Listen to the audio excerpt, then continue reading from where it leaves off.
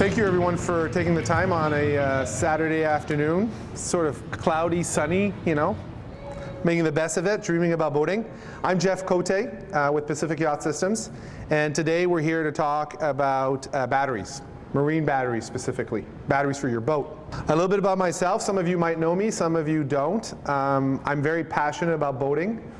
My background, I'm an owner-operator of Pacific Yacht Systems, and I've taken sort of my life philosophy is applying what I learned in school and through my earlier days being an engineer, and applying that same philosophy to boating.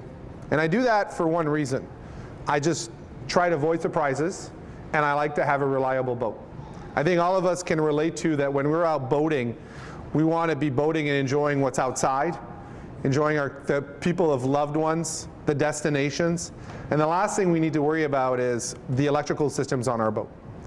And so taking a sort of a standardized approach as opposed to applying what is often too commonly used, which is hope.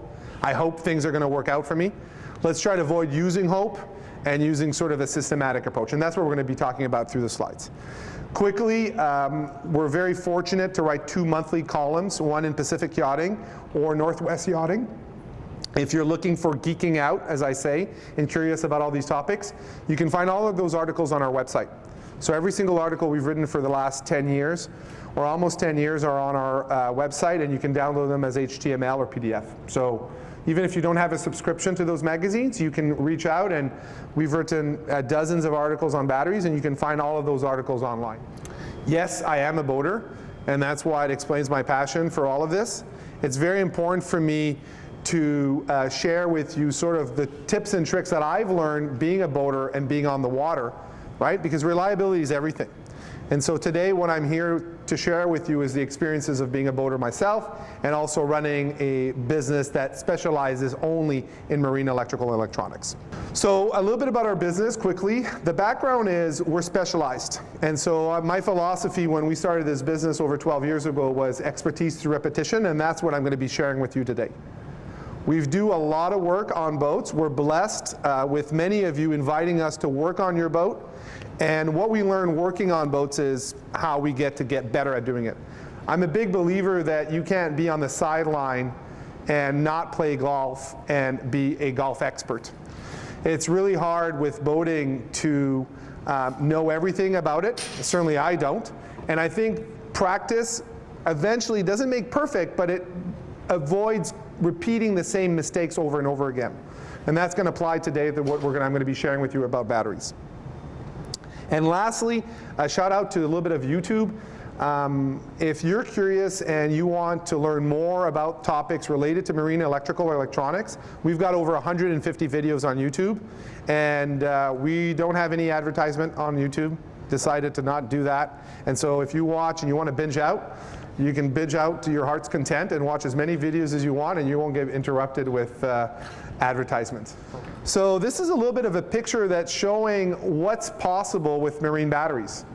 And the takeaway from this image is there's a lot of choice, right? I mean, that's what it comes down to. How are you going to choose a battery for your boat? I think all of us would agree that batteries on a boat are pretty important. You can't really have a good boating experience without having reliable batteries, right? I think that's important. You know, everything runs pretty much on batteries. Your refrigeration runs on batteries, the starting of the engine is off batteries, your lights, a water pump, and then from there it's sort of, there's no end. You can have TV, radar, chart plotters, it could be sat TV system, it could be a cell booster. There's endless things that you can do with power, but at the very least most of us will want to start an engine, because most of us have an engine. Most of us are going to want to have refrigeration on board, right? Very, very few of us do not have refrigeration on board. And then lastly, some lights, and including navigation lights, right? So that at the heart is the essential things that we do with power. And what we're going to be talking about right now is how do we meet those at least essential demands and more? And how do you choose batteries for your boat? So all of us are probably familiar with this concept of a cranking battery. We have one in our cars. I mean, that's how the engine gets started, is we have starter batteries, cranking batteries, right? And when you think about a starting battery, think about a sprinter, someone that can run a very short distance at a very fast rate. right? So 100-meter dash. And that's what a cranking battery is. I mean, you're not starting your starter for 40, 50 seconds. You're starting it, and hopefully, if everything's good, it's going to light up and it's going to start rather quickly. 5 seconds. Some engines take longer, but it's a short burst of energy, but it's a high demand of energy. Some starters draw 800 amps, 300 amps, right? This is a lot of current going from your battery to actually turn the engine over. And once it's turned over, you let go the starter, right? And then the engine's on its own and it's doing its thing. But to get that engine turning, you need power. So starting battery is built for that.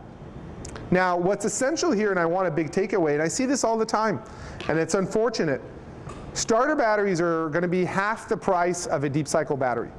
So if someone goes to a battery shop, sees a battery, and it's the right size battery, and we're going to talk about that, and it might be an 8D, a Group 31, sees a battery, and there's a price for a starter battery and a price for a deep cycle battery, and too often, some boaters are going to end up using a starter battery for a deep cycle application.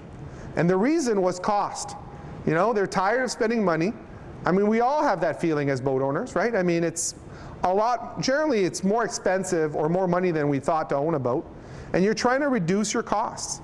But if you ever run a starter battery in a deep cycle application, that battery will die very quickly, and the death is not a slow death. All too common, I was emphasizing yesterday in another presentation, we'll get a call, probably 2 dozen to 1 dozen calls a year of batteries that exploded, literally exploded. And when I mean an explosion, I don't mean a firecracker. I mean tear a hatch off the back of a deck, literally hinges removed, gone from a battery exploding. And generally when we get invited on board, what we'll find out it's a starter battery that's been used in a deep cycle application. So as a boater, I encourage all of you to be curious. And remember, hope has no place on a boat. So just check, see if your battery is a starter battery, and if it is a starter battery, is it used in a starter application or a deep cycle application? Because the previous owner, unless you bought a boat and it's a brand new boat, some previous owners are tempted to cut corners to reduce costs. And they don't do this intentionally. They don't know that this is going to happen. Nobody's malicious, but it does happen. So remember, starter batteries are not meant for deep cycle applications. Here's an example of a flooded lead acid battery, and you notice there's actually caps on top of the battery, right? So when we're talking about lead acid batteries, these are batteries that you should maintain, and a maintenance-free flooded lead acid battery is a marketing gimmick. It's impossible. There's no such thing. The marketing department that did it was probably laughing. What they meant to say is forego maintenance deep cycle battery, meaning we'll sell batteries more frequently, but there is no such thing as a maintenance-free flooded lead acid battery. Not deep cycle, it's impossible. It just means that when your battery dies, you have no way of rescuing it, because you need to water a deep cycle battery. There's just no way around it. You absolutely need to water a deep cycle battery. And when I mean water, I mean distilled water, right? And it's pretty tricky to make sure that you don't overfill the battery. And I see this all too often, right? As a boat owner, the batteries are not always accessible. They're not counter height. They're not on a workbench, with lots of light in a nice indoor heated garage, and you've got lots of lights and illumination to see inside. When you take off a battery cap, you can't see inside. So you got to take a flashlight, check where the water level is, and then if you don't read and you just fill the battery right to the top, you're going to be in a world of hurt. A world of hurt. You need to have an air gap in that battery. And so I cautiously always slightly fill it a little bit less, because if you fill it too much, when the battery is recharging, especially after a deep discharge, you'll actually have electrolyte, battery acid, coming out through the vent caps. And then that battery acid is going to land on top of the battery, and when there's enough of it, it's going to go down to the bottom of the battery box. I've seen some boaters have 2 inches of sulfuric acid at the bottom of the battery box. Years ago, we had an accountant in our company was questioning the sanity of one of my technicians that had bought over $60 worth of baking soda at a grocery store, wondering why in God's world would a technician need to buy $60 worth of baking soda at a grocery store? And it was because we need to remove the batteries, but before doing so, we had to neutralize the battery acid. Right? The battery acid was everywhere in the battery box, and since baking soda is a base, not to bore you, the opposite of an acid, we were dumping so much baking soda to neutralize that base in the battery box before we could remove the batteries. So you want to fill your battery, but not overfill.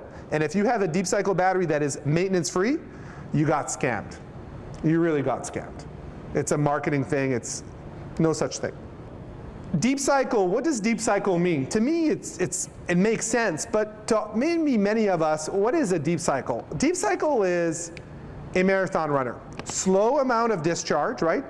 So it's like walking, light jog, but for a long period of time, right? Running lights in your boat, running a refrigerator, running a water pump, comes in on and off. But it's not a heavy, intense load. Like a heavy, intense load would be a thruster. Running a large AC appliance on an inverter, right? All those are large loads, but they're very short duration. Deep cycle means some boaters will run their boat for 4 or 5 days without having another charge, right? The sailboaters do this all the time. You know, they say, Jeff, I want to be at an anchor, and I want to be at an anchor for 3 days. So for 3 days, that battery, without the engine running, is going to slowly discharge, right? And then they're going to start the engine, leave the anchorage, and then repeat again at the next anchorage. So that's what a deep cycle battery does. It runs what we commonly call your house loads, right? Things that are not used to running the engine. And the unit of measure on how you go about buying a deep cycle battery is called an amp hour. When you buy a starter battery, I didn't mention that, it was on the slide, it's called cold cranking amps, right?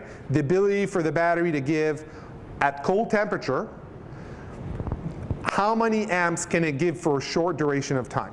So cold cranking amps is for starting batteries, amp hours is for deep cycle batteries. 2 units of measure for 2 different things. So when you're looking at a flooded lead acid battery, you've got a few choices. First of all, you either buy a starter battery, deep cycle battery, or a dual purpose battery. Dual purpose battery is what it says. It does a little bit of starter, a little bit of deep cycle, but like an all-season tire, it's not the best tire. You know, like if you actually are driving in winter conditions, where I was born, certainly we had real winters, no one would have an all-winter tire in a real winter situation. Just you could, but it's better to have 2 sets of tires. And for your boat, it's way better to buy a starter battery for starter and a house battery or deep cycle battery for deep cycle application. Now, if you've got a 20-footer and you've got a Grady White or Boston Whaler, a small boat, and you're maybe using, yeah, that might make sense. But if you actually have, starting around 25, 30 feet, it's going to make sense to have deep cycle batteries for your house and a starter battery for your engine.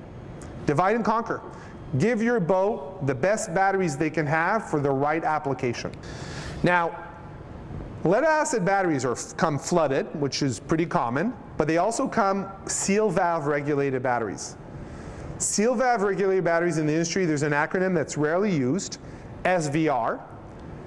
And the first SVR battery that was commercially deployed were gel batteries. We're not going to spend too much time talking about gel because it's pretty rare.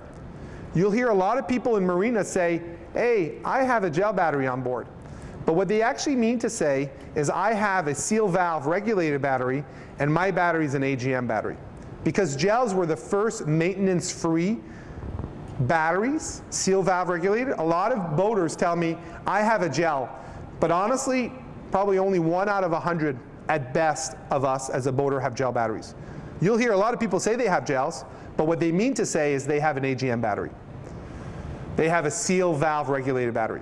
AGM stands for absorbed glass mat battery, and it's a battery that you could literally puncture, drill a hole through, cut the bottom in half. The electrolyte is not in a liquid state.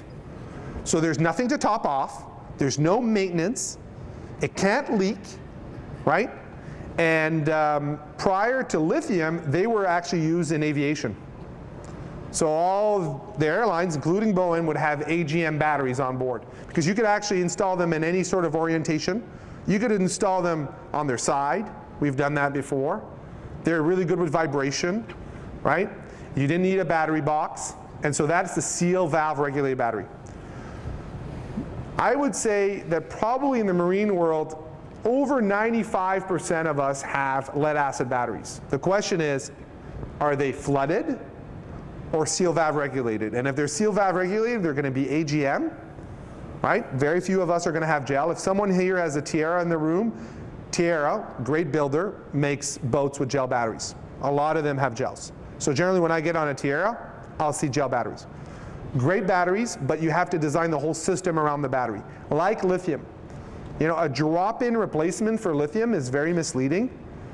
It doesn't work like that. You need to consider everything. So gel and lithium are very promising.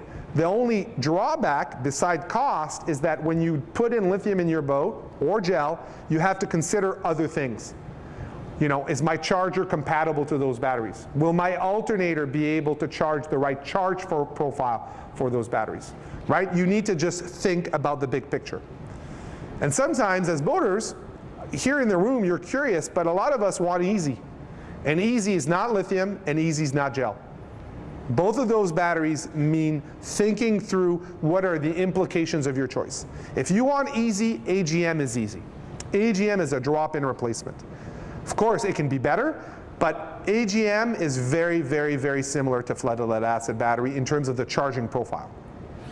Okay? Now, I do make a mention on this slide, I make a mention about a Firefly battery. Firefly battery is an AGM battery, and it's a better version. Now, we'll compare those batteries a little bit later, but yeah, you can definitely buy a Firefly battery, which is also an AGM. So, flooded lead acid batteries.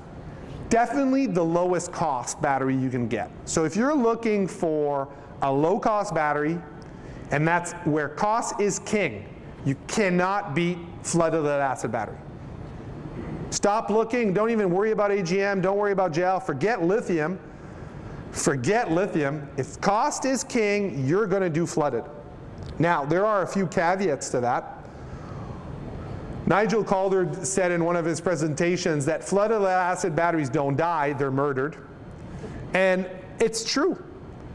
When you buy a flooded lead acid battery, you are signing a binding contract with that battery that you will maintain it and top off the battery fluids, especially for deep cycle.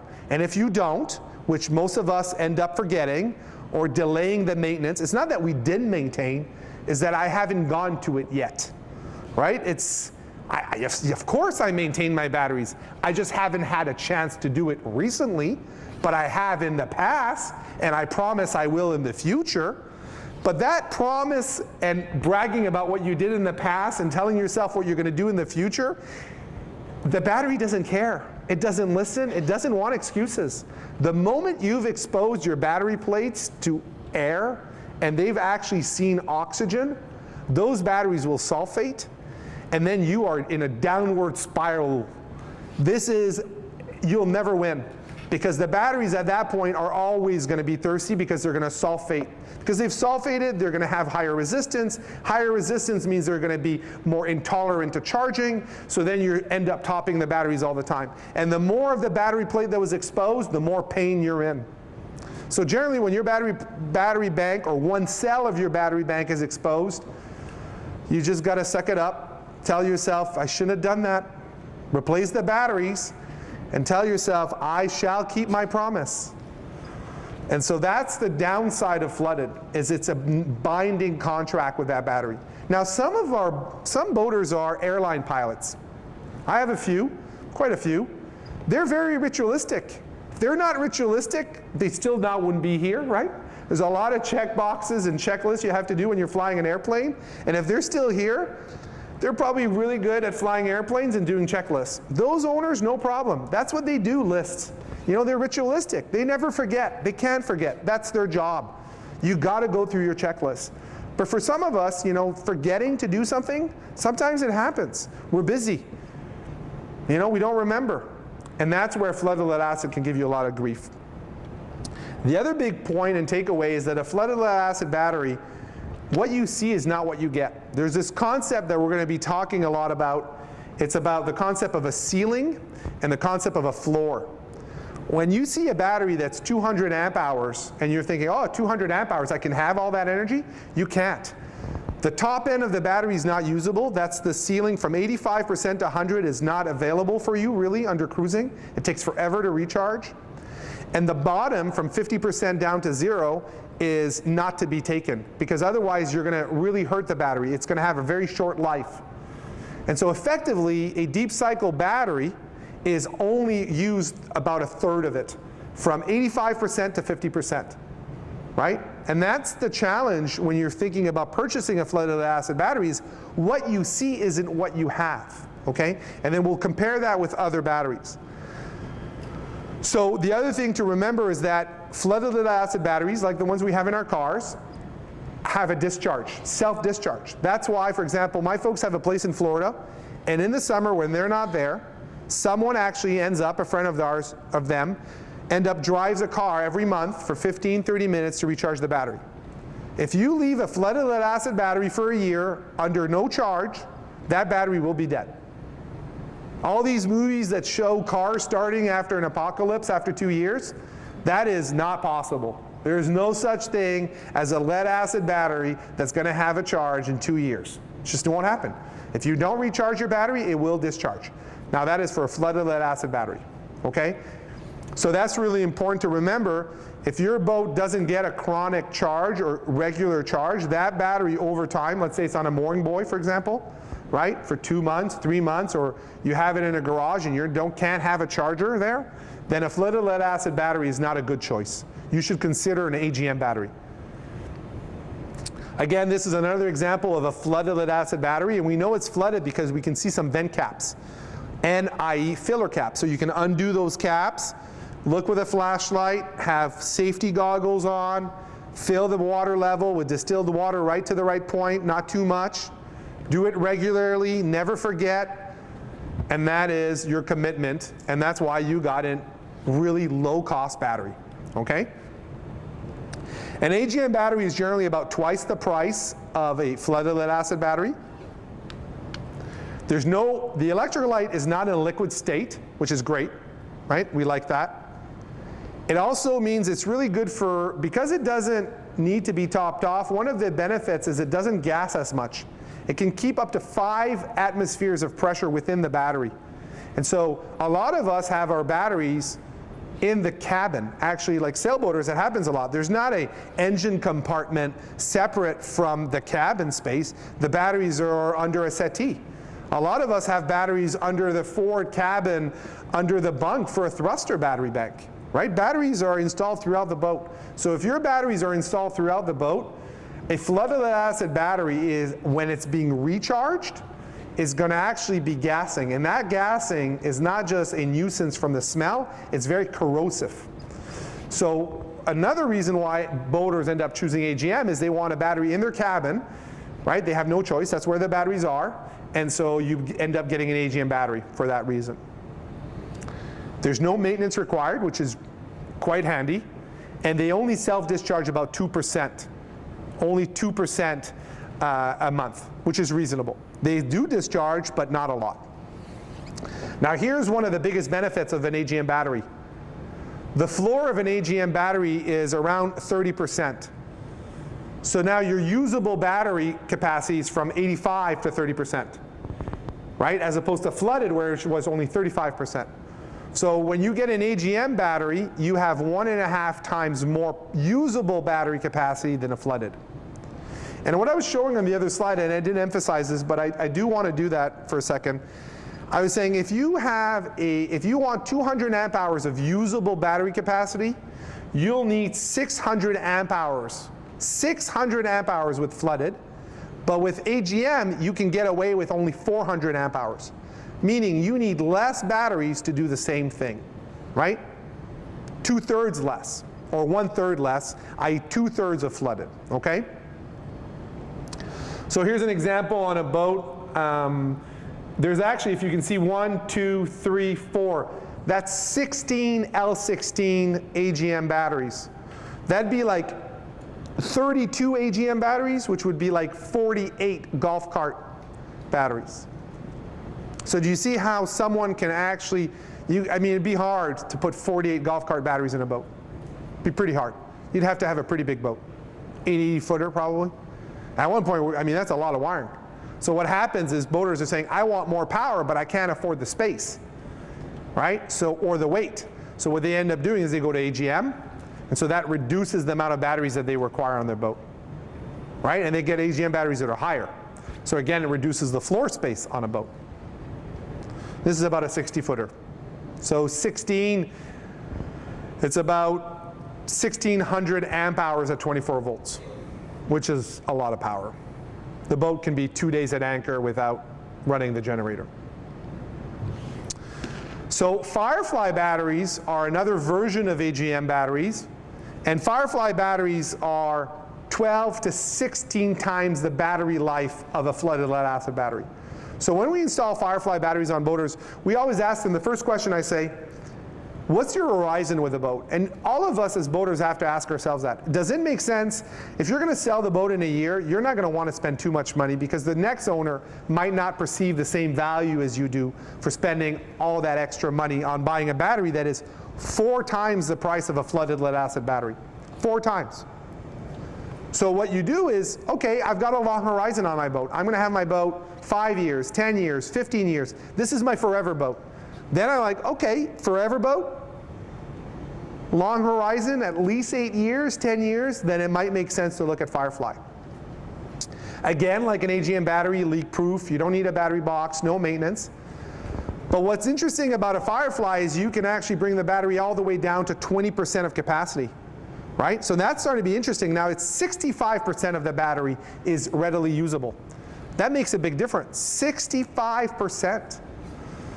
So now if you want to have 200 amp hour battery bank, you can get away with only a 300 amp hour battery capacity, right? Because 65% of that battery is usable, so hence you only need 300 amp hours. So with Firefly, you can get away with literally half the amount of batteries. I have a video on YouTube where we have sort of a little mock-up, and we've got 6 flooded is equal to 4 AGM is equal to 3 Fireflies. So some boaters say, Jeff, I don't have the space on my boat for more batteries. I just don't have space. How am I going to have more power? And the way to do that is to go with Firefly. For the same amount of batteries, you would effectively double your usable battery capacity. Fireflies come in 2 different sizes. They come in group 31s and L15s. Here's an example. This is on a trawler.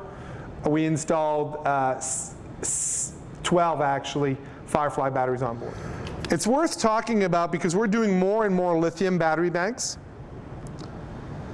Lithium battery is definitely more money than flooded. I'd say it's about a ratio of 10. So if cost is king, you're not going to do, and if that's the only thing you care about is low cost, and you're not talking about value because there is an argument for value for lithium, but just cost on its own, you're not going to do lithium. So why are boaters spending 10 times the price on lithium over a flooded lead acid battery? There's a lot of reasons. One of the main reasons is that a lithium battery will give you, for space and weight savings, massive amount of energy density. It's literally, if you buy, for example, an AD, think about an AD or the big truck batteries, right? AD batteries about this long, this wide, and about this big. You see them all the time in Grand Banks. You'll see them on Sea Rays. That's what the big rigs have. Those batteries generally weigh about 160 pounds. That battery in a flooded lead acid battery is around 240 amp hours, about. And in lithium, same battery, same weight, same dimensions, is 600 amp hours. So you're nearly tripling the amount of capacity in one battery without adding any more weight. So it's a third the weight, a third the space. Those are big savings. And some boats or boaters want to have more battery capacity, but they can't afford the space and they can't afford the weight. So you're trading off, right, weight savings and space savings with cost. The other thing too that you can't beat with lithium, of course, is the number of cycles. You know, for boaters that are going offshore and they're going to be using their boats for a long period of time, lithium has the most amount of cycles. So especially with boaters that are taking off and are going on a journey for 5 or 10 years, are going to be on their boat for every day, best value battery you can buy for sure is a lithium. No doubt lithium is the best choice because they're on their boat 365 days a year cycling those batteries. And the other thing that's incredible with lithium is that you have the ability of going all the way down to 20, but there's no ceiling on a lithium battery. So you can use from 100% to 20% of capacity is readily available. So now, literally that 600 amp hour battery bank is 80% usable. So again, you get massive savings in usable. So it's win, win, win, win, win, win. It's winning across the board except the cost. The cost is one of the reasons why people would be like, it's hard. So you've got to think about how much are you using your boat. Is space and weight really important? And the other big advantage that I didn't even mention is also the ability for the lithium battery to take a high rate of charge. Lithium batteries are thirsty, meaning that you can pretty much throw anything you want at them for a charge rate and they will take it. So it means it reduces your charge time. And that's another variable why boaters are considering lithium. Okay? A lot of choice. To recap, flooded lead acid batteries, gel lead acid batteries, AGM lead acid, Firefly lead acid batteries, and then lithium. Those are your choices when you're shopping for battery. And remember, if you're doing flooded lead acid, you're buying that battery either as a starter battery, a deep cycle battery, or a dual purpose battery.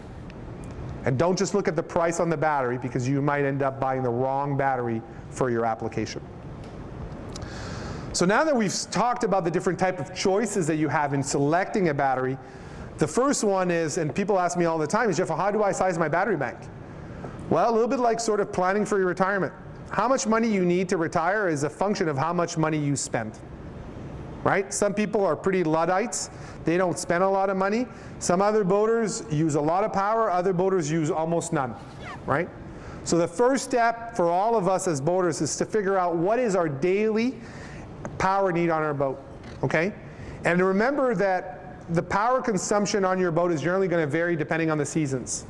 Here in the Pacific Northwest, how much power you use in the summer is going to be different than how much power you use on the shoulder season or in the winter.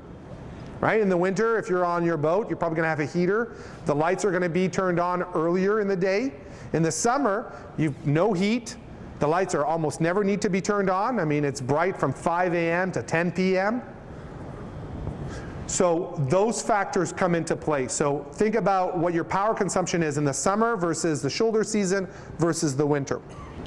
So the other thing I'm trying to express or show is that amp hours really vary from boat to boat and also from user to user. Like I say, we have an opportunity at Pacific Yacht Systems to be invited to work on about 1,000 boats a year. And I got to work our outfit on a lot of Grand Banks. Probably done 100 Grand Banks 42. I can tell you there's no such thing as a Grand Banks 42 battery bank system. It's all different. Some owners only have one 8D and some owners have almost 6 8Ds. Right? It depends. Some people, don't have a deep freezer on top. They run the fridge. They barely run the fridge. They don't even use the freezer. Right? Some people never turn on the lights. Some people are Luddites. And some other boaters want to watch TV. The lights are on. The inverter is on all of the time. They've got heat on. So there's a huge diversity or difference between one Grand Banks 42 owner to another Grand Banks 42 owner. So don't think, oh, I've got a neighbor, he's got the same boat as I do. How many batteries does he need is what I need. It depends what he's doing with the boat. That's what makes battery selection so hard, because all of us are using batteries differently, even on the same boat. These numbers are giving you an indication. Like if we think about in our world, with our currency, let's say in North America, what is 100,000 a year? We know what that means. We know if someone's making $1 million a year. We know if someone's making $20,000 a year, right? Those numbers mean something to us. With amp hours, you can see on the low end, a really low-end amp hour consumption is probably going to be around 50, 60 amp hours a day is probably the lowest you'll see. Now, of course, there are examples. If you don't have refrigeration on your boat, you're even much lower than that. But the moment you have refrigeration on your boat, you're using power. It's sort of like having a mortgage. In the Pacific Northwest, Seattle or Vancouver, it's hard to have a mortgage and say that you've got too much money. It's kind of hard. Mortgage is probably one of the largest draws, you know, as a proportion of your income. And the moment you have refrigeration on your boat, you're going to be using a lot of power. It's just the way it is. The bigger the boat, the more refrigeration you have. You have 2 fridges, full-size fridge up top, fridge down below. You've got a wine cooler. You got an ice maker, right? So you're just having more refrigeration. But here are numbers from about 85 to about 500 amp hours is within the land of the reasonable at 12 volts. Now, I've been on a boat where it's a 24 volt boat, and they were using 800 amp hours a day. Now, it was an 85 footer, and it was a no compromise boat. They don't make selections. They don't worry about stuff.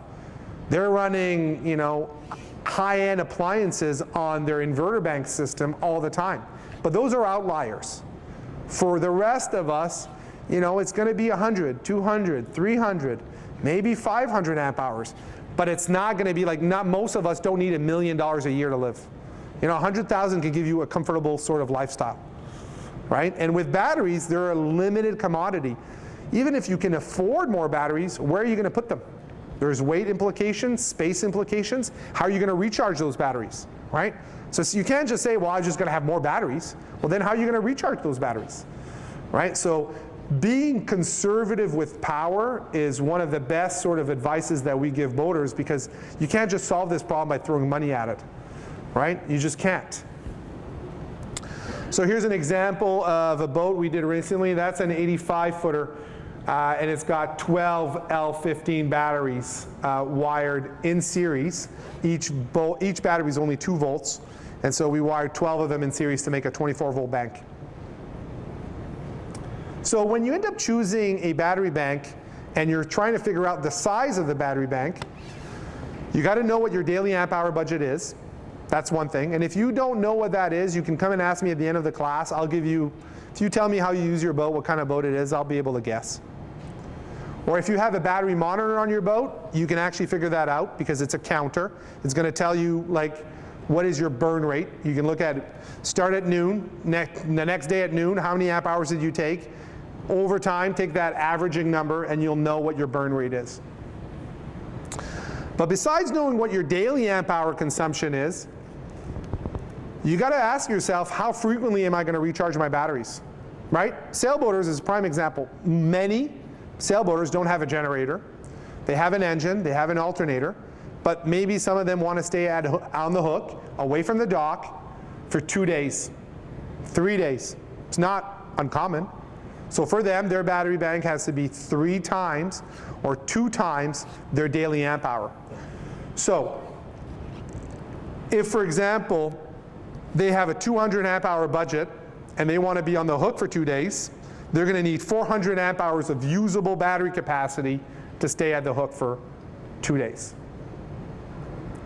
Now here's where it gets interesting. Remember, there's a difference between, and this is key, there's a difference between usable amp hours and nominal amp hours, right? Remember what we talked about a little bit earlier? We said a flooded lead acid battery has only 35% of usable power between the ceiling of 85 and the floor of 50. And with AGM, you can go to 30. With Firefly, you can go to 20. And with Lithium, you can go from 100 to 20, right? So all of them have more different ratios of what you see is what you get. And so here in the next slide, I'm showing and I'm recapping a flooded battery has a floor of 50, an AGM has a floor of 30, a Firefly has a floor of 20, and so does a Lithium. Lithium is even better because what they do is there's no ceiling. The ceiling doesn't start at 85, it starts at 100. And this is why when boaters come aboard the boats that we've done an electrical system for, they always think that our battery banks are oversized. They're like, well, this is crazy, you have too many batteries. I'm like, whoa, wait a second. Well, first of all, I don't want my boater to change their batteries every second year, like a lot of us end up doing. Because if you take your battery and you work them hard and you take them from 100% till the lights stop working or the fridge stop working, those batteries will give you only 50 cycles. 50 cycles. And generally in the Pacific Northwest, that's 25 days a year is a good amount of time on the hook, right? 30 days of usage of your boat, right? 30 overnights. You end up having only 2 years with your batteries. If you want to have 300 cycles, you have to stop at 50%. And so it's essential to not work your battery all the way down till the lights stop working. You can do that, but you'll end up buying batteries more frequently. That's why there's a floor on the use of a battery. So the usability chart for a battery is flooded a third, AGM 55%, Firefly is 65%, and lithium is 80%. You see, there's a reason to all this madness. Again, if you go in a battery shop and you just look at prices, you're like, well, this is stupid. Why would I spend more money when I can buy something for less? Unfortunately, you have to be educated, right? We still flooded batteries. It's not that one is the best choice. It depends your budget, your horizon with the boat, what you do with the boat, right? Do you have space constraints? Do you have volume constraints? Do you need more power, less power? And then you end up going through this decision process and end up just getting to a battery that makes sense for you. There is no one best battery for everyone. There isn't. If there was, then I'd write an article about it, everyone would know about it, we'd be done, and we wouldn't be here trying to learn about it, okay? So here's a little chart that we created to demonstrate or summarize the differences between flooded lead acid batteries. You can see that there's a big variation on the cost. Firefly is 4 times the price of flooded. But then if you start considering the usable battery, like you need half the batteries for Firefly than you do flooded. They're maintenance free, they don't leak, you don't need a battery box, they don't vent.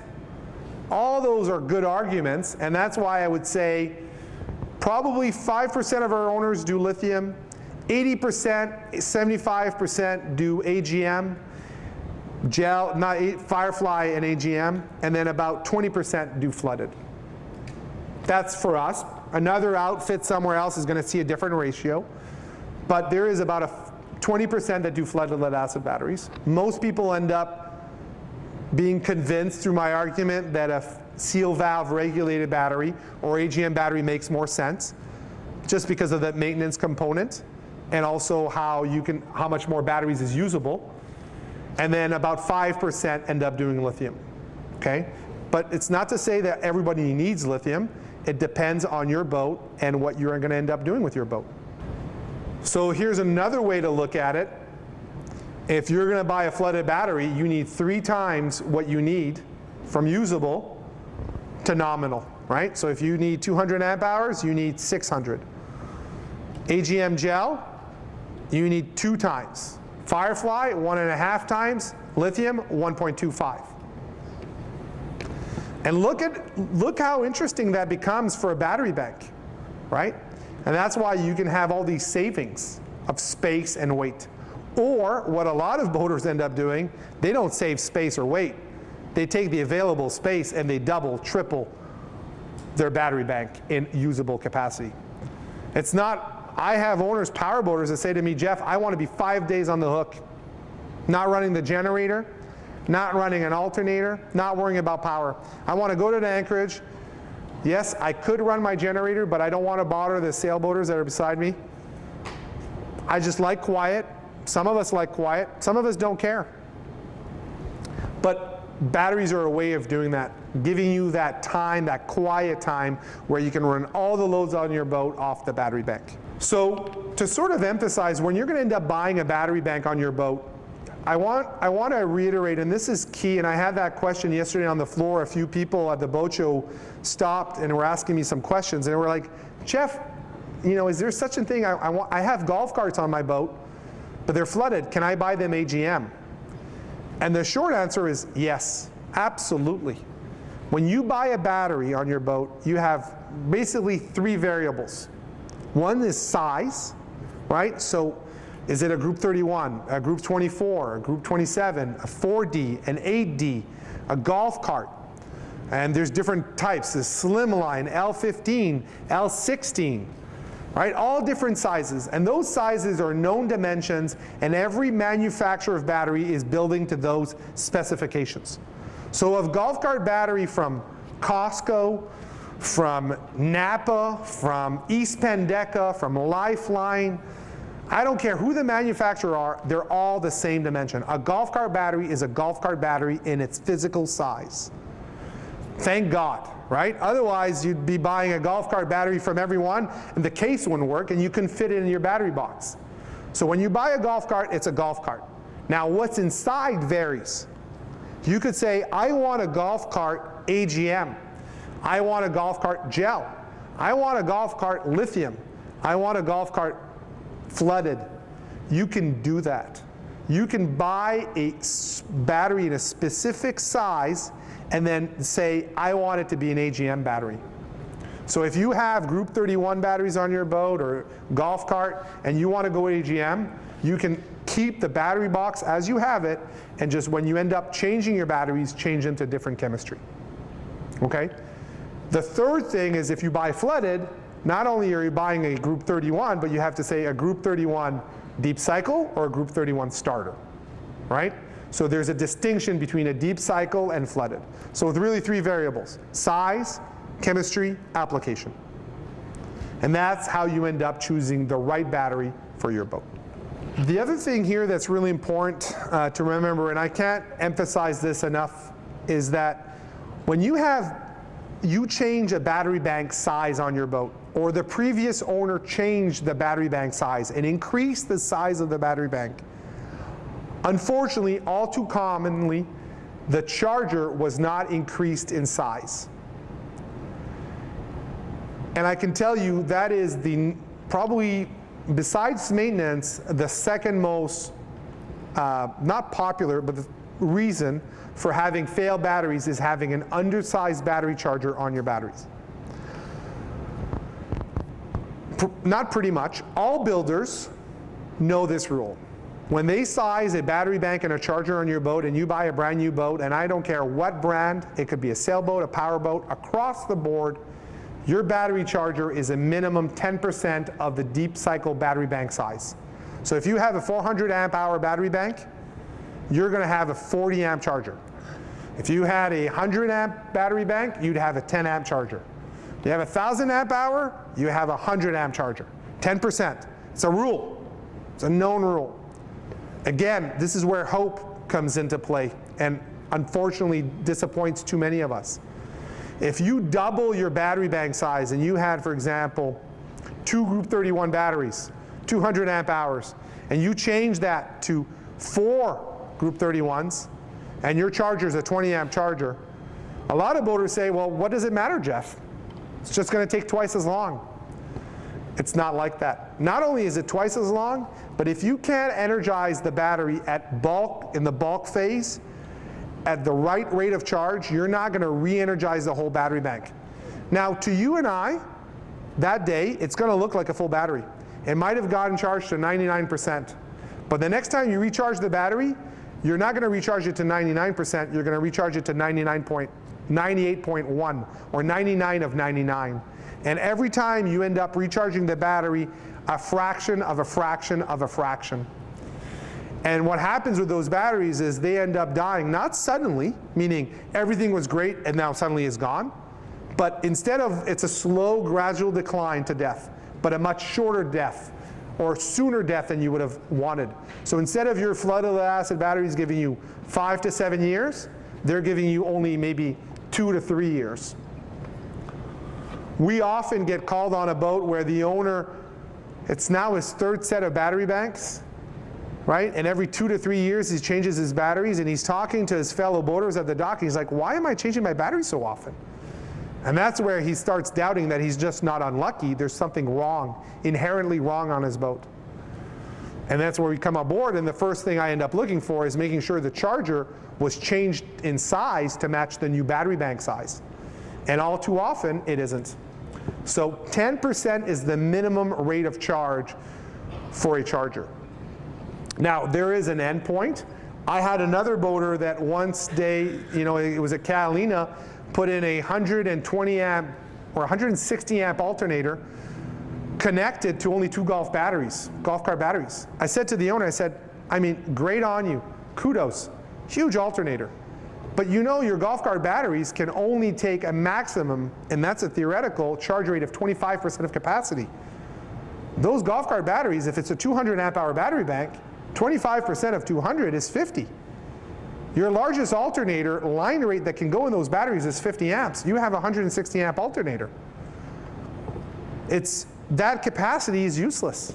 You won't, unless you triple your battery bank size, you'll never be able to use all that capacity. So there is such a thing as too big of an alternator. Everything has to work together, right? Everything has to work together. So now with lithium, they can take 3 times their capacity as a charge rate. Now that's generally a selling feature, but what the salesperson isn't telling you is that how in God's world are you gonna, let's say you have, for example, a 300 amp hour or 200 amp hour battery bank, which is not a big battery bank by any case, right? 200 amp hour is a tiny battery bank. If you have a 200 amp hour battery bank and you can charge that battery bank at 3 times capacity, that's 600 amps, where are you gonna find a 600 amp charger? You cannot go to West Marine and walk in and say, I'm looking for a 600 amp charger. They're gonna be like, what? The largest charger you can buy at 12 volts, period. I've never seen a bigger one, is 100 amps. Largest alternator is around 240, 260 amps. So the selling feature of a lithium battery, it's true it can take 3 times capacity, but there are no chargers or alternators that are that big to give you the benefit of that. AGM can take up to 40%. But 40% is still a big number. Think about a battery bank that is 1,000 amp hours, which is not, it's a big one, but not crazy. That's 400 amps of charge rate. That's a lot of chargers, right? And so and some owners come to me and say, Jeff, I've got a battery bank, I've got a lot of chargers, but I want to reduce my generator runtime. I want to just half it. So sometimes what we'll end up doing is take a flooded off the boat, replace them with AGM, because the AGMs can be we can push the amps inside the battery bank, and that's a way to reduce the generator runtime. But it's not extreme. We'll never go to 3C. We'll go 0.2 of C, 0.3, 40%, 30%. We'll never get to 3 times capacity. That's 300%. There's no way. It's going to be always a fraction of capacity, okay? Even though we might want to. Here's other pictures with some batteries. Over here, I'm emphasizing the importance of having battery boxes to hold especially flooded acid batteries. And we use these heavy-duty straps. So we're almost at the end, and then we're going to open the floor to questions. So before you get excited and say, oh, I'm going to get a huge battery bank on my board, I'm always I tell owners, I'm like, batteries are good, but it's sort of like having a bank account that has no limit, or a wallet that can store a lot of cash. That's good, but where are you going to earn the cash, right? Storing of energy is one thing, and that's what a battery is. And if you're a weekend warrior and you're leaving Saturday morning and you're coming back on Sunday evening, or you're only gone for 2 days, then yeah, a battery bank is good, and you only need a charger because you'll eventually always recharge at the dock, and you're only gone for a day or 2, and you're always coming back. But if you're a cruiser, and when you're cruising on your vacation, you're gone for 4 days, 5 days, a week, 2 weeks, 3 weeks, a month. Some of us are lucky, 2 months, 3 months, 4 months, some years. Then that's where you got to ask yourself, I mean, it's one thing to have batteries, but how are you going to recharge those batteries? So I'm not going to be talking about all the different ways. We're going to talk only about a charger here, but I want to recap. I mean, what are the different ways that you can go about recharging your batteries? One is a charger, which used to be called a converter, which converts AC power to DC, right? So you go from shore power, AC, 120 or 220, you go to DC, right? That's what a charger does. We also have alternators. Alternators only charge your batteries when the engine is running, meaning the engine has to be turning.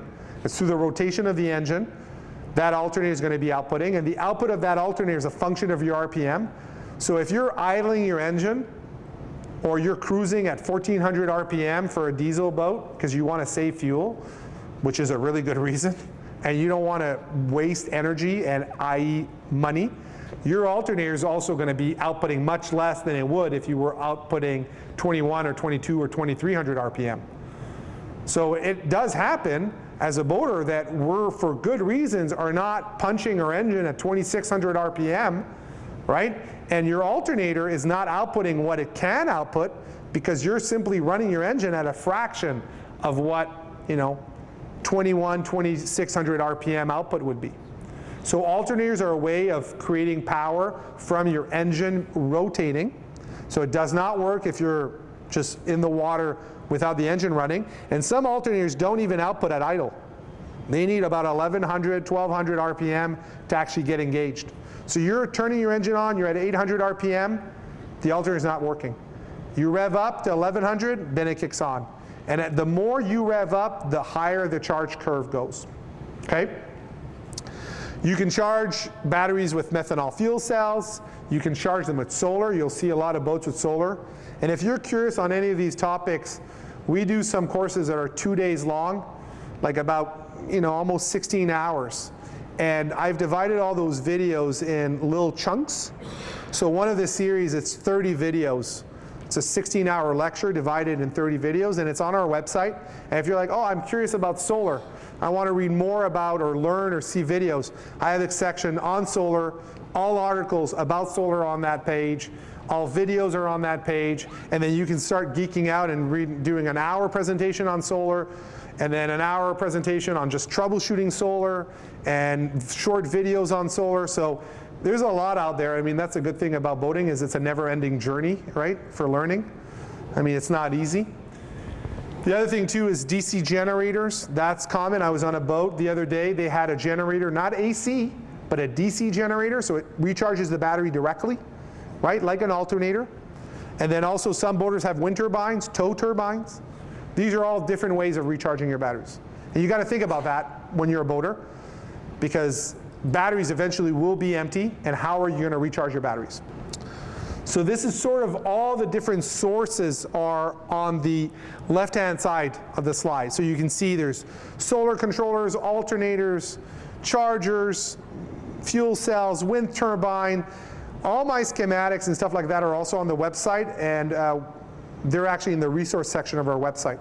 So you can download all these PDFs. And by the way, also, the presentation is going to be posted on YouTube, but it's also going to be, all the slides are going to be on our website under the media page as well. So we post all our content on the media page.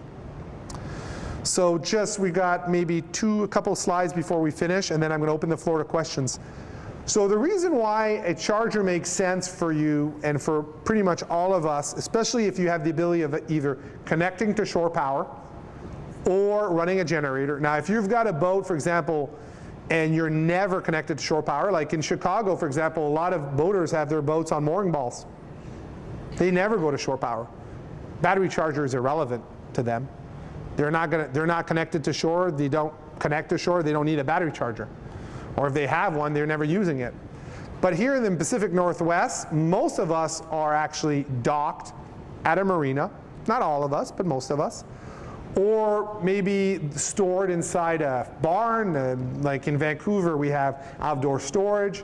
And some owners are going to be able to plug in. And a battery charger is going to keep your batteries through a 3-phase charging cycle, bulk absorption float. And the other part too is that you can start customizing the charge profile. So if you have a lithium battery, that lithium battery is going to want a different charge profile than a flooded battery, different charge profile than an AGM battery. And so there's presets on chargers, modern chargers today, and this is going back to even 20 years. So if you've got a charger that is post-2000, it's going to have a selector somewhere that says I'm a flooded battery, I'm an AGM battery, or I'm a gel battery. Or the modern and more expensive ones, we can go in with a laptop or through sort of a remote panel, and we can actually dial it in. And I can say, I'm going to charge, I've got Firefly batteries on this boat, and I want this exact custom charge profile for the batteries. Okay? In the past, chargers used to be called converters, and they were ferro-resonant chargers. And so if you have a ferro-resonant charger and you love your boat or your batteries, I would strongly recommend removing it. They can't be left on. They'll boil your batteries, right? So converters are meant to be turned on and off. They say they can be left on, but what they mean is you need to maintain your batteries every week, because they'll actually boil over. And when you come on a boat that has a converter left on, you can actually smell, it smells like rotten egg. You've got that very, very, like it stinks. And that's generally an indication that your batteries are boiling over. And you'll hear them, like Rice Krispies. They're crackling. And that's because the charge voltage, which they used to call trickle charging, nobody uses that word anymore, is about 13.6, 13.7, which is too high. And that ends up boiling the batteries.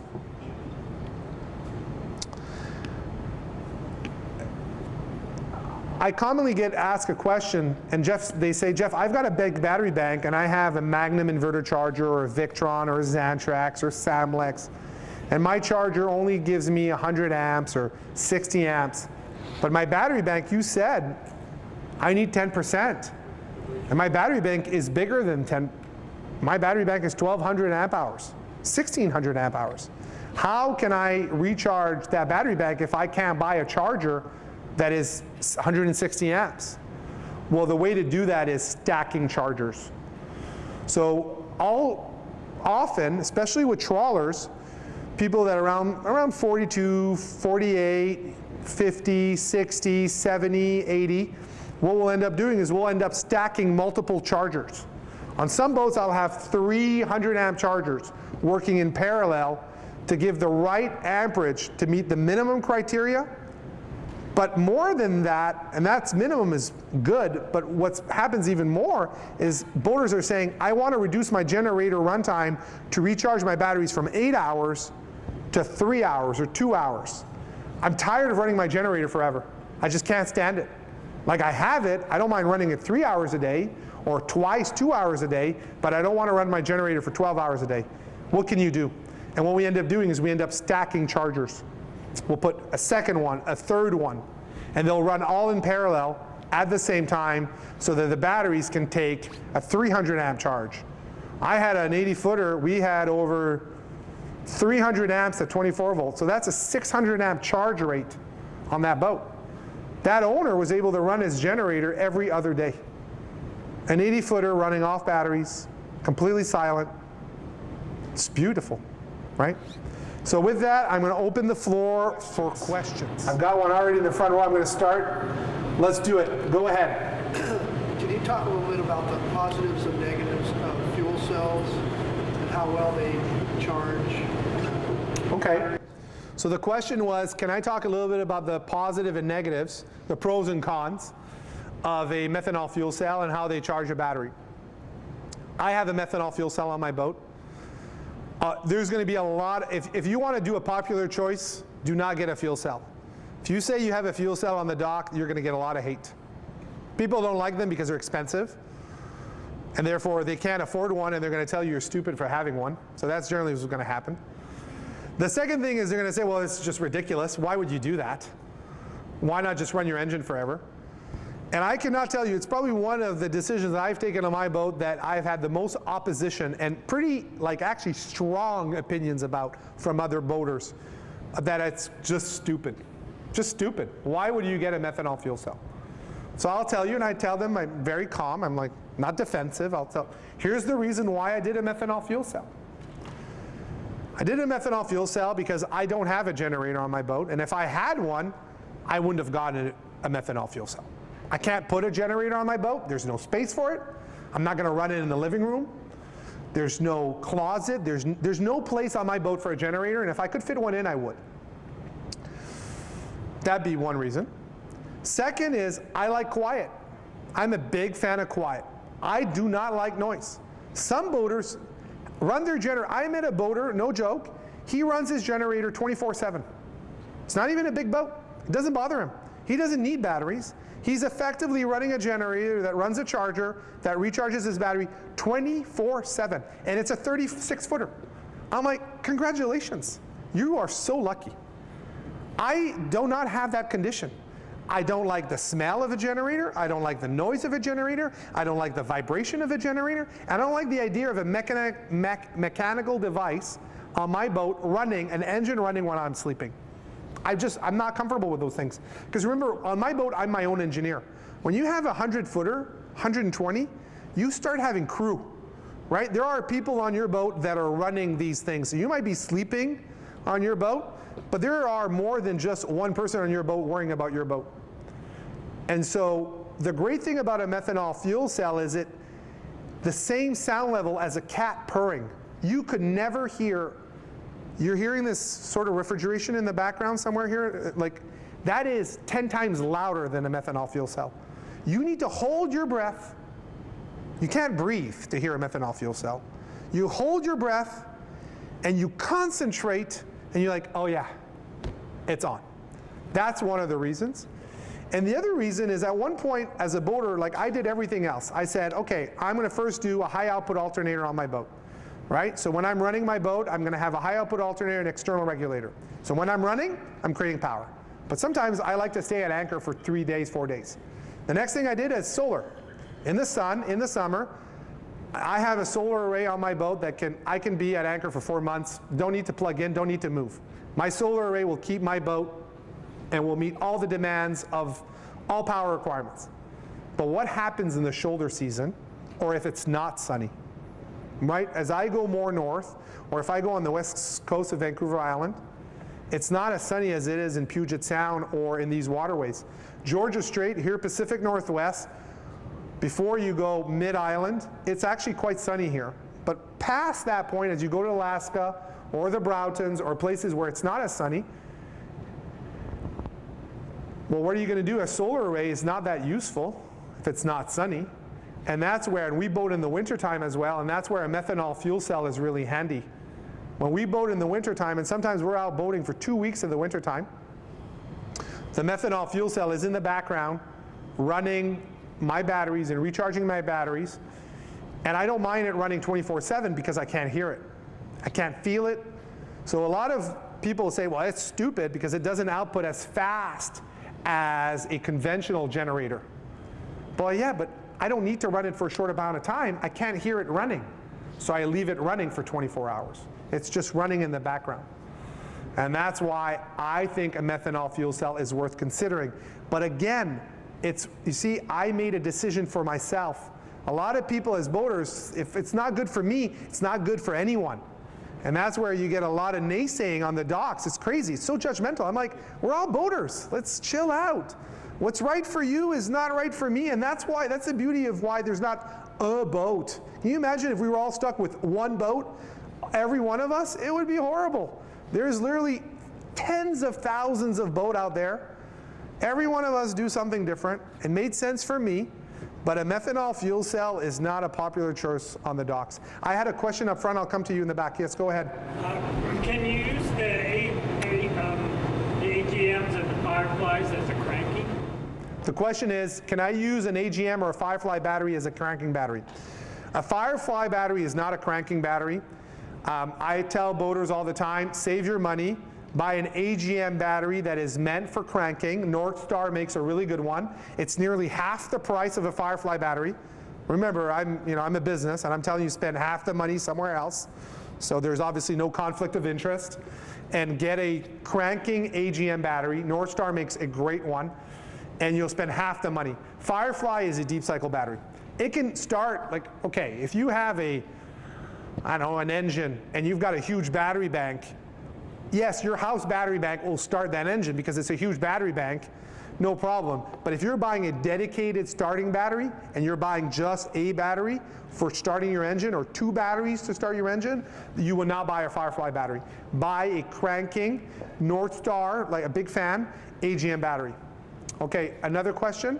Oh, well, lots of questions. I'm going to start the room. I'm going to walk. Well, we'll make sure we answer. Yeah, go ahead. Pardon, can you speak louder? For lithium, is there a minimum charge? Yeah, that's a good question. Is there a minimum charge for lithium? I'm not aware that there is. With lithium, one of the main benefits of lithium, the question was, I should have repeated, is there a minimum rate of charge for lithium?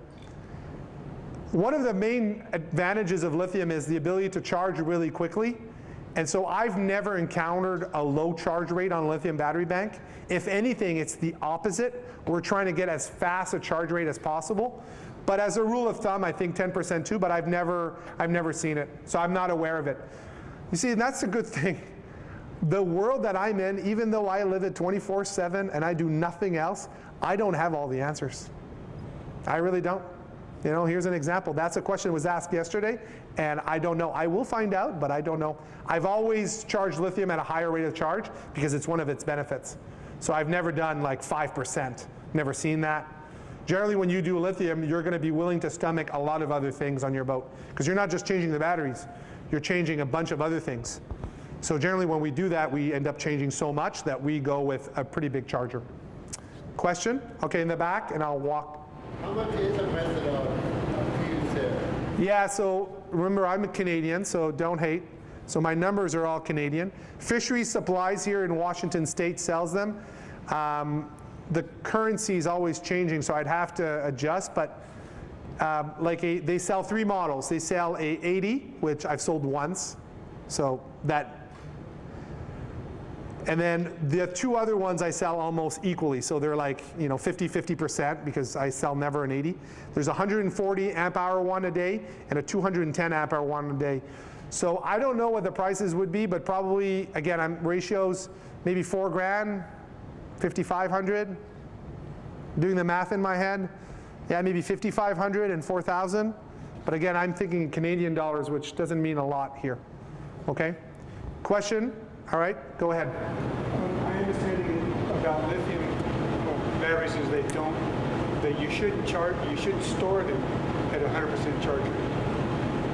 That while you're using it, it was great to take advantage of charging it up to 100%. So my question is, if you get a charger that's profiled for lithium and you're out on a cruise and you have a profile to charge up to 100% every day, then you go home when you put your boat in the trailer, put it in the garage, it's going to sit there for 6 months. Can the chargers they make allow you to throw a switch or tell it to now don't keep it at 100%? Yeah, I've never heard of that. So the question was, just short answer, the question was, I've heard that lithium batteries don't like to be stored at 100%. And what happens with a charger that charges your battery at 100%? I've never come across that. When we end up doing a lithium battery bank, we buy chargers or configure the charge profile to be custom to lithium.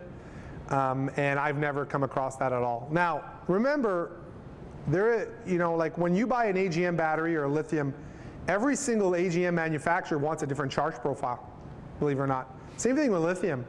Victron, Mastervolt, Lithionics, Xantrax, all of those manufacturers are sort of being quite specific on what they want. So we end up reading the data sheets and we end up programming the battery for what it needs. And we do a custom charge profile for that. Question? Yeah. So let me paraphrase your question. What I heard you say was, how is sulfation an issue on flooded lead acid batteries versus seal valve regulated and specifically AGM batteries? Sulfation is a real problem on all lead acid batteries, all of them. Firefly was able to, that's why Firefly is 10 times more. It's because of that carbon foam. They were almost able to negate that. That's why it's 12 times, 17 times. But a standard AGM battery and a flooded lead acid battery, sulfation is your #1 enemy for battery life. And for AGM, the issue is that you don't recharge your battery to 100% frequently. If you have an AGM battery that lives in a partial state of discharge, meaning you're a cruiser and you're recharging your battery to 85% and never to 100%, and you're living between the 50 or 30 to 85%, your battery will die prematurely if you have an AGM battery. It's one of the concerns for people that go off the hook literally their offshore power for extended periods of time, for like a year, 2 years, for months on end. If you have an AGM battery, you need a way to get that battery back to 100% commonly, like frequently. And if you don't, that battery will die prematurely. That's why when we've got boaters that are going offshore, I'll strongly recommend that they go to Firefly, because they're going to be living in a world where it's called partial state of discharge. They're never not hungry. They're always living in that sort of, they never get to 100, they never go down, but they're never back to 100. And if you're not back to the 100%, you're going to end up sulfating. Boaters that had flooded lead acid batteries would solve that problem by equalization, right? You can't equalize. Now, you can't. It's strongly discouraged to equalize a AGM battery. I've read some people say you can do it, but you can't top off the electrolyte, right? An AGM battery you can't top off. So when you equalize, you're literally boiling the batteries at 16, 17 volts, and the cells are cracking like crazy, and you've got to measure the specific gravity of your cell, and you've got to top it off, and then you're doing that, and it's, I mean, it's a full-on science experiment, and you're doing that, and you're shedding all this, literally, you're undoing all that sulfation, and you're literally having now they'll come to the bottom of the battery box, right? And you're sort of re-energizing, giving new life to the battery. But I've never sulfated on an AGM battery. I've read about people doing that. I would not recommend doing that. And so if you're living in a partial state of discharge for long periods of time, that's where, again, Lithium don't have that problem, and Firefly, even they do. I mean, their battery life is 3,600 cycles, 4,700 cycles. I joke around, I say it's like a family heirloom. It's like if you live to 1,000 years old, it's not forever, but it's pretty damn close. It's 2 lifespans to Jesus. I mean, that's pretty much forever, right? So yeah, that's the answer on sulfation. Question in the back? Oh, 1 second. I'm going to move backwards. So sorry. Yes, gentleman in the black jacket. Yeah, so one slide you showed that the alternator should be sized at least 10% capacity. So what happens then if you recharge the solar panels and the sizing of that is less than 10%? So the question was, so you made a recommendation, and I'm going to paraphrase and tell me if I got it. One of the slides I was showing the minimum rate of charge should be 10%, right, for an alternator or a charger. What if you recharge with solar, and solar is the only way you're going to recharge? Well, with solar, yeah, I mean, doing 10% of a rate of charge with solar, I mean, I'd love to do that array, and I've done a few. I did a 2,000 watt array last summer. It was awesome. But that's rare, right? I mean, 2,000 watt solar array, I mean, it was a 55-foot catamaran. I mean, that's just off the charts. So most of us are never going to get that minimum 10%. Now, the one advantage with solar is that you're actually not going deep. You know, in the daytime with a solar array, if you size a pretty decent solar array, you're not going to go to 30%. On my boat, like I barely go below 90% on my boat in the summer day months, because my solar array is giving me more power than I'm actually using most of the time. So my batteries are not cycling as deep. So I'm never going in a deep cycle where I'm at 30% and then the sun comes on and then I got to recharge all of it. So yes, it would be better to have a large solar array, yes, but yeah, I mean, how? Where are you going to put that? Unless you have a catamaran or a massive power boat with huge amount of canvas, you can't put that big of a solar array. The good news is your solar doesn't allow your batteries to go too low. So your battery life is going to win, right? Question? Yes, go ahead, sir. So, bought a sailboat, 3 AGM batteries of a size I'm not sure. They are house batteries. I'm cranking a 3-cylinder diesel, which I can almost do with a handful of D cells. By doing that cranking, am I damaging the batteries, you know, the whole deep cycle versus cranking battery question? And the second thing is that, you know, I go out sailing for the day or two at a time. I run my engine more than I'd like to just because of where I sail. it's my batteries, and when it's on the slip, I've got my battery charger on, which is probably less than the 10%. I'm not letting those batteries get down at all. Am I doing a damage to those things by charging it with a charger that's less than 10%? Yeah, okay, so I'm going to try to recap. That's my RAM memory got tested here. I feel like I'm in a test. Recite a poem. All right, I'm going to try to paraphrase the 2 questions. First question, and we're going to do the first one first, and I'm going to try to do the second one afterwards.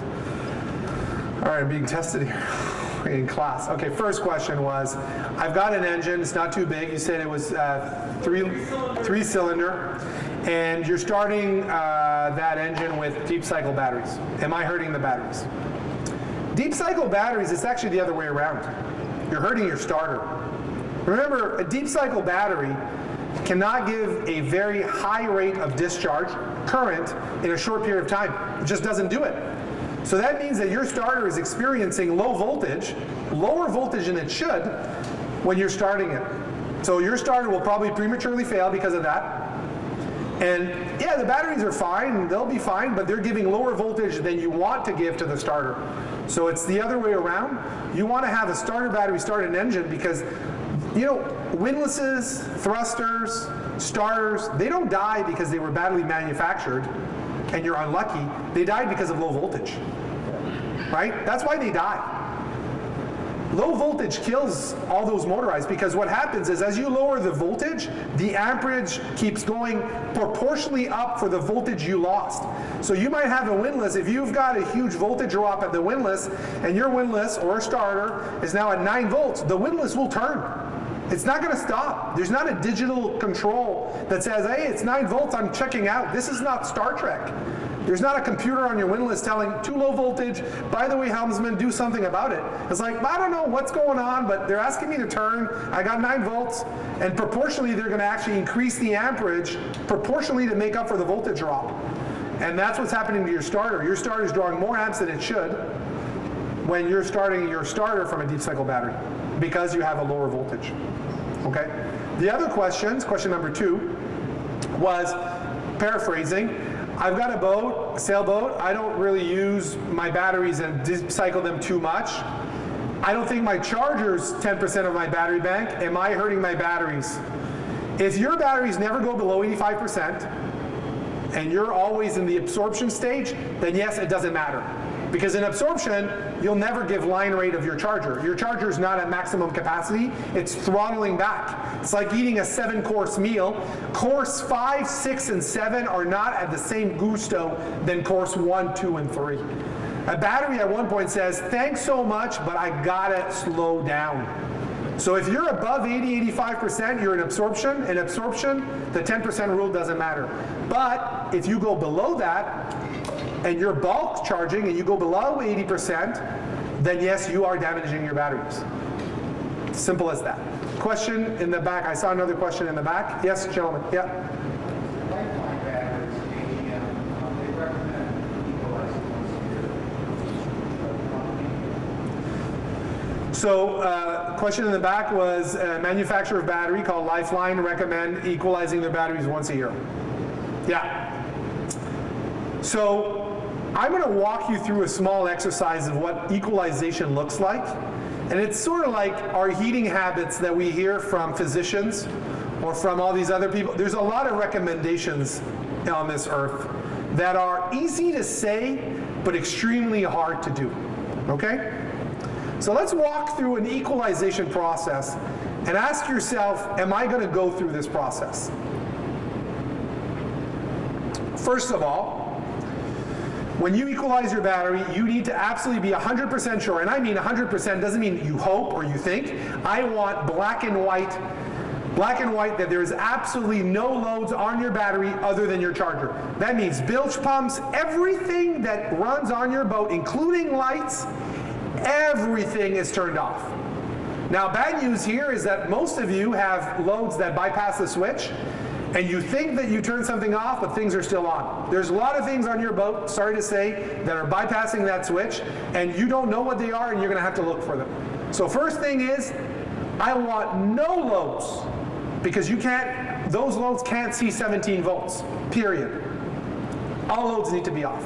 That's a pretty big dilemma, right? I mean, that's a big ask. All right, second, you need to have a battery charger that can output equalization, which means 16, 17 volts. Do you have one? Okay, now you have one. Prepare yourself. Bring lots of distilled water.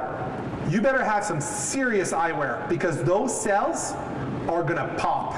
And I mean pop, I mean like it happened on my boat.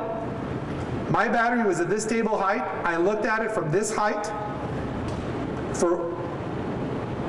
It was a special moment. I was very unlucky. I literally got electrolyte in my eye at about a foot higher than the battery. I spent the next 30 minutes with my eyeball under the faucet, thinking that I was going to lose my vision, thinking, what's wrong with me? Why am I a boater? Couldn't I have done something else with my pastime and my career choices? What is wrong with me? So, wear eyewear. By the way, you don't have lights on your boat, so you better have a flashlight. Now, you need to access every single cell on those batteries, not just the ones that are accessible. I'm talking every single cell. So if you have 6 golf carts, that's 18 cells you're going to be inspecting the specific gravity for. And this is going to last for about 4 to 6 hours while the batteries are being charged, and it's going to stink. 16, 17 volts. And then you're done. That's the recommendation. I have never equalized a battery in my life, never will. I mean, honestly, I'm just gonna change batteries. At one point, it's risk reward. I'm like, I love money, but not that much. Not that much. And honestly, you should only equalize on a bench, so that means taking all the batteries off your boat, and if it's like my boat or any other boat, they're not accessible. You gotta hunch them off the companionway on a sailboat, bring them off the dock, bring them home, put them on a charger, and do that for what? What's a golf cart worth? At one point, my batteries, by the way, when I had flooded, lasted 10 years, and I never equalized. What, I needed 12, and I'm gonna equalize every 3 months? Not gonna happen. Yeah, but still, well, AGM is even worse, because then, I know that Lifeline says that, but did you know that an AGM battery you can't even top off? I personally have a huge adversity to equalization. That's a huge voltage. I don't do it. Just change the batteries. That's what I say. But it's an opinion, my opinion. I don't like it. I think it's too risky. Just simply too risky. Just change your batteries. They don't need to last forever. Question? Yeah, sort of a multi-part question on the same topic. Does it exist where there's independent wiring harnesses for starters and deep cycle? The second part of that question is, do boat manufacturers do that, or is it an aftermarket modification? So question was 3 parts. One is there a wiring harness that charges starter batteries and deep cycle batteries? The answer is absolutely not. Is that an option from a manufacturer? Categorically no. And is it something that happens aftermarket? Definitely. Yeah, definitely. No. Engine manufacturers don't care about those sort of problems. They're in the propulsion business. They just want to start an engine, recharge a battery, and that's enough to worry about. That's it. They're worrying about propulsion, period. When you have an engine and you want to share that charge, that alternator charge to multiple batteries, you either do that through battery combiners or battery isolators. I have those present. I have that as an engineer. I'm a geek, right? So I have a section for everything, and then you can go in that section and say, battery combiner. Oh, I'm wondering what that is. Click. Pictures, short video, long videos, medium videos, troubleshooting videos, articles, blogs, all on that topic. You have to solve that with a battery combiner or a battery isolator. That's how you share one alternator to multiple places. But there is no such thing as one engine doing that out of the box. That never happened, period. That is a black and white. Other question?